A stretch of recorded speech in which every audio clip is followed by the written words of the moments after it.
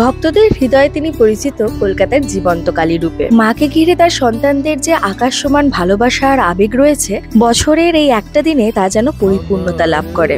আগামী 10 তারিখ মঙ্গলবার হলো সেই পবিত্র তিথি, মায়ের স্নানযাত্রা। সেদিন ভক্তরা সশরীরে মায়ের সবচেয়ে কাছে আসতে পারেন, নিজের হাতে কাঁচা দুধ সহযোগে তাকে স্নানও করাতে পারেন, যা আমাদের বড্ড প্রিয়, বড্ড আপন। তাকে আরো কাছ থেকে পাওয়ার আকাঙ্ক্ষা আমাদের সকলের মনেই তো রয়েছে, তাই না? তাই স্নানযাত্রার দিন ভক্তরা সকলে মায়ের গর্ভগৃহে প্রবেশ করে তার বেদি স্পর্শ করতে পারে। তার সৌন্দর্যে টানে মুগ্ধ হয়ে তার চোখের দিকে তাকিয়ে নিজেকে সমর্পণ করে দিলেই জীবনের সব দুঃখ, বেদনা, গ্লানি থেকেই মুক্তি লাভ সম্ভব। এই স্নানযাত্রা অত্যন্ত দর্শনীয়, আধ্যাত্মিক এবং পবিত্র একটি মাধ্যম। মায়ের গৃহে প্রবেশের জন্য ছেলেদের ধুতি এবং মেয়েদের শাড়ি পরা বাঞ্ছনীয়। সকাল 11:30 থেকে মায়ের গর্ভগৃহের দ্বার উন্মুক্ত হয়ে যাবে ভক্তদের জন্য। তাই উক্ত দিনে মায়ের চরণে সমস্ত পাপ বিসর্জন দিয়ে আনন্দময় জীবন লাভ করুন। জয় মা শ্যামসুন্দরী।